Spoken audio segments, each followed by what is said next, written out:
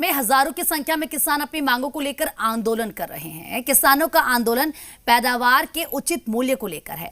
ऐसे में जी मीडिया की टीम ने इस मसले की पड़ताल करने के लिए रांची के किसानों के बीच पहुंची और जानने की कोशिश की कि इन किसानों को अपने फसल का उचित मूल्य मिल भी पाता है या फिर नहीं। दिल्ली में सड़कों पर डटे अन्नदाता, फसल के सही दाम के लिए संग्राम। आखिर कब तक पिसेंगे किसान? कृषि कानूनों को लेकर दिल्ली में चल रहे आंदोलन में ज्यादातर पंजाब हरियाणा के किसान शामिल हैं। लेकिन जिन मसलों को लेकर दिल्ली में ये किसान सड़कों पर डटे हुए हैं, क्या वो मसला सिर्फ पंजाब हरियाणा के किसानों का है या दूसरे राज्य के किसान भी इन्हीं मसलों से दो चार होते हैं? इन सवालों का जवाब तलाशने के लिए जी मीडिया की टीम ने रांची के किसानों के बीच पहुंचने का फैसला किया। सबसे पहले हम राजधानी रांची से करीब 15 किलोमीटर दूर हेतु बस्ती पहुंचे, जहां किसानों के बीच पहुंचकर हमने उनसे बात की। दिल्ली की सड़कों पर किसान लगातार अपनी मांगों को लेकर विरोध प्रदर्शन कर रहे हैं, लेकिन हम राजधानी रांची में भी किसानों के बीच पहुंचे हैं इस चीज को जानने के लिए कि किसान जो पैदावार करते हैं उसका उचित मूल्य उन्हें मिलता है या नहीं। देखिए, बीच में जो बिचौलिया जो है वो मैंने किसान से जैसे भी जो है कि वो अपना रेट से लेता है और बाजार में जाके वो अपने तरह से उसको बेचता है।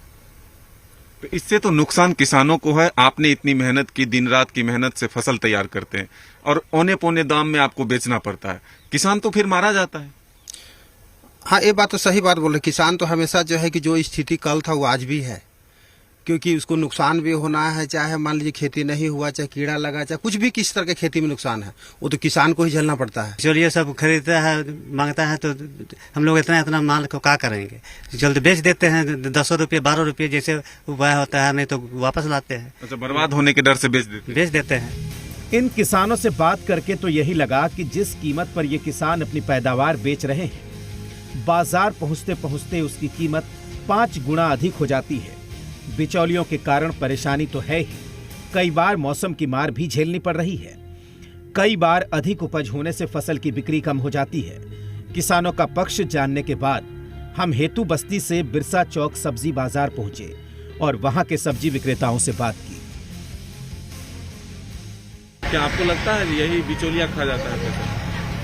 ये तो बड़ा ही आदमी करते हैं, बिचौलिया करते हैं। अभी सस्ता हो गया है सर जी। गोभी कैसे दिया? 20 रुपया पहुँचाता है, यहाँ गाड़ी से लाके पहुँचाता है।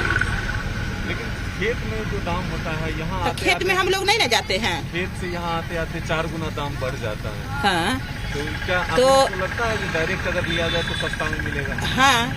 हाँ लगेगा।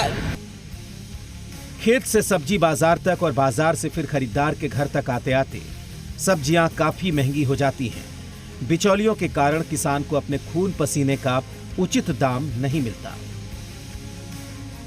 दे जाएगा कोनो सस्ता में तो हम लोग भी सस्ता में बेचेंगे ना। हाँ, तो महंगा में मिलता है इसलिए आप महंगा। हाँ, महंगा मिलता है तो ना महंगा बेचते हैं। नहीं, ये तो बिल्कुल गलत है और ये आपको ये लोग बीच में जो करते हैं उसका ये है काम। किसानों को तो इसका नुकसान होता है। किसान को बहुत नुकसान है। हमारे घर भी है, मेरा घर बिहार पड़ता है ऐसे।